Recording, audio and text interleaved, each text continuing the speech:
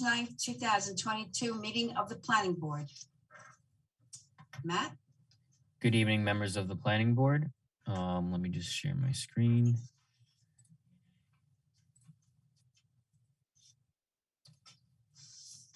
The first item we have tonight is an extension of conditional final approval for Gemini Landing in Fort Salanga. The applicant requests an extension of conditional final approval for the subdivision number 1181, map of Gemini Landing 2. The subdivision number 1181, map of Gemini Landing 2, received conditional final approval for a 2-lot subdivision from the Planning Board on September 2nd, 2020. Conditional final approval expired on February 24th, 2022. The applicant submitted a request for a third extension on February 14th, 2022. The applicant requires additional time in order to file the subdivision in the office of the Suffolk County Clerk. The Planning Department has no objection to the request and recommends an extension period of 180 days. The Planning Department offers the following resolution for the board's consideration. Planning Board Resolution number blank 2022, extension of conditional final approval for number 1181, map of Gemini Landing 2. Whereas the Planning Board has considered the request of Vincent J. Tremarco to extend the conditional final approval for the subdivision known as number 1181, map of Gemini Landing 2. Now therefore be it first resolved that the Planning Board hereby approves a retroactive 180-day extension of time to the conditional final approval for the subdivision known as number 1181, map of Gemini Landing 2 to expire on August 23rd, 2022. Thank you, Matt. Is there anyone representing the applicant who would like to address the board at this time? And we do have the affidavit of posting. Oh, thank you. Is there anyone who would like to address the board at this time? Do we have anyone coming in? I don't see anybody else. Okay, then I guess is there anyone else who would like to be heard on this matter at this time? Anybody else out there, Matt? Nope. Trying to get in? No. Any questions from the board on this matter? Okay, in the matter of number 1181, map of Gemini Landing 2, I move that we close the hearing. I second. All those in favor? Aye. Opposed? None? The hearing is closed. And in the matter of extension of conditional final approval, number 1181, map of Gemini Landing 2, I move that we adopt the resolution as read in accordance with the recommendation of the Planning Department. I second. All those in favor? Aye. Opposed? None? The motion is adopted. Okay, the next item is a final subdivision application, number 1175, Eleanor Estates in Smithtown. Okay. I'm just, sorry.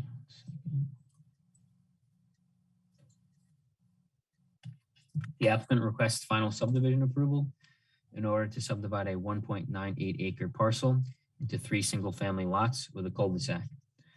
Subdivision application number 1175, map of Eleanor Estates, received conditional preliminary approval from the Planning Board on May 12th, 2021. The applicant has complied with all conditions of preliminary approval with the submission of the final application. The final subdivision number 1175, map of Eleanor Estates, is comprised of 1 tax lot. The property has approximately 202 feet of frontage on Terry Road and 50 feet of frontage on Arthur Place. The subdivision is located in the R10 zoning district. To the north, east, and south is R10 zoning with single-family dwellings. To the west is R15 zoning with single-family dwellings and R6 zoning with townhouses. There's an existing dwelling to remain on Lot 1 and 2 new dwellings proposed on Arthur Place. The subdivision proposes to construct a cul-de-sac at the end of Arthur Place with a right-of-way radius of 50 feet and a pavement radius of 40 feet. The applicant proposes to offer dedication of the cul-de-sac to the town of Smithtown. The topography of the site ranges from 85 feet above sea level to 60 feet above sea level. The site received variances from the Board of Zoning Appeals. It's case number 18375 to disturb environmentally sensitive land, slopes in excess of 15%, for the proposed cul-de-sac on Arthur Drive and the proposed dwelling on Lot 3. The steep slopes on the west side of the lot, however, there are steep slopes on the west side of the lot. However, these slopes are not being altered. There is no high groundwater or wetlands on the parcels. All 3 lots conform to the minimum lot area and frontage requirement of the R10 zoning district. The applicant is requesting variances to reduce the minimum front yard setback on Lot 2 from 40 feet to 25 feet and on Lot 3 from 40 feet to 35 feet. The planning board has the authority to review and grant these variances pursuant to section 248-31 of the town subdivision regulations. The planning department recommends approval of the variances for the following reasons. It is not anticipated that an undesirable change of the neighborhood will be created in granting the front yard setbacks. The proposed setbacks are consistent with the adjacent homes on Arthur Place. 2, the applicant could demolish the existing home on Lot 1 and design the subdivision to comply with all setback requirements in the R10 zoning district. However, this will disturb more land than what is proposed. The existing layout has less impact on the physical environment. 3, another alternative would be to eliminate the cul-de-sac. This would allow the proposed homes to comply with the front yard setback requirement. However, this is not recommended because the cul-de-sac allows adequate space for cars, trucks, buses, and plows to safely turn around. And 4, shifting the houses closer to the road protects the steep slopes found in the rear yards of lots 2 and 3. Additionally, the proposed dwelling on Lot 3 does not meet the minimum side yard setback of 35 feet for a side entry garage pursuant to section 322-15D of the zoning ordinance. It appears the dwelling can be shifted to the east in order to comply with section 322-15D of the zoning ordinance. Section 248-31B of the subdivision regulations requires the subdivision be clustered because it will impact slopes exceeding 15%. The planning department recommends the subdivision be clustered by placing a 60-foot conservation easement along the west side of Lot 1, along Terry Road, and by placing a 20-foot conservation easement along the rear yards of Lot 2 and 3. Removal of the trees and alteration of land shall be prohibited in the conservation easements. No structure shall be permitted in the conservation easements except fences and an existing driveway on Lot 1. Section 248-24 of the subdivision regulations states that each subdivision is required to show a park area of at least 2 acres per 100 buildings. However, the Court of Appeals has ruled that the town cannot require the reservation of park area unless the planning board determines on a case-by-case basis that a need for parkland exists with respect to the individual subdivision. Based on the community facility study in the town's draft comprehensive plan, there is a need for parkland in the neighborhood in which the subdivision is situated. The subdivision's share of meeting the need is approximately 0.006 acres. In cases where the planning board determines that a suitable park cannot be located or is otherwise not practical, the subdivider is required to pay a cash equivalent prior to filing the map. Given the location and small size of the subdivision, a dedication for park space would not be practical. Therefore, the payment of an equivalent park fee established at $8,400 is recommended as a condition of final plat approval. Let me just see if anybody joined real quick. Don't see anybody else joining. All right.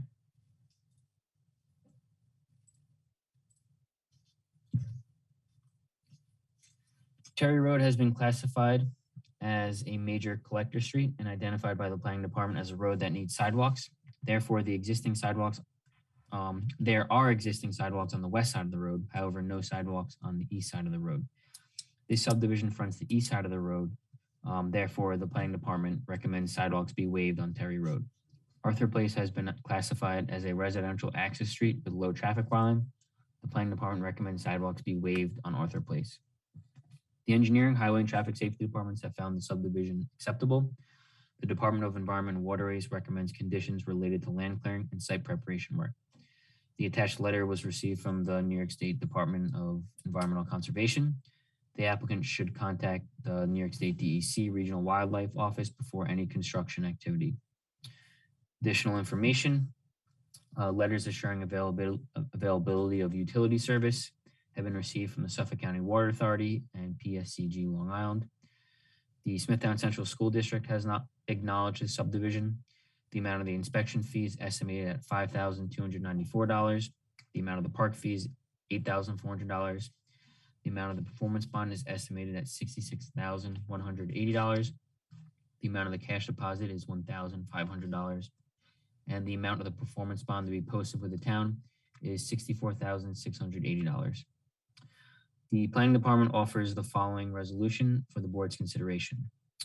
Whereas the planning board has considered the request of Medford Forest for the following variances within the subdivision number 1175, map of Eleanor Estates, pursuant to section 322.30.4 of the building zone ordinance of the code of the town of Smithtown. Now therefore be it first resolved that the planning board hereby grants the variances from the building zone ordinance of the code of the town of Smithtown within the subdivision number 1175, map of Eleanor Estates as follows. You have the table of modification of dimensional requirements. This table shall be shown on the final map to be filed in the office of the Suffolk County Clerk. A fee of $1,000 is required for these variances. The next resolution for subdivision final approval, whereas the planning board has considered the request of Medford Forest to subdivide a 1.9 acre parcel into 3 single-family lots with a cul-de-sac. Now therefore be it first resolved that the I forget that wording there, sorry.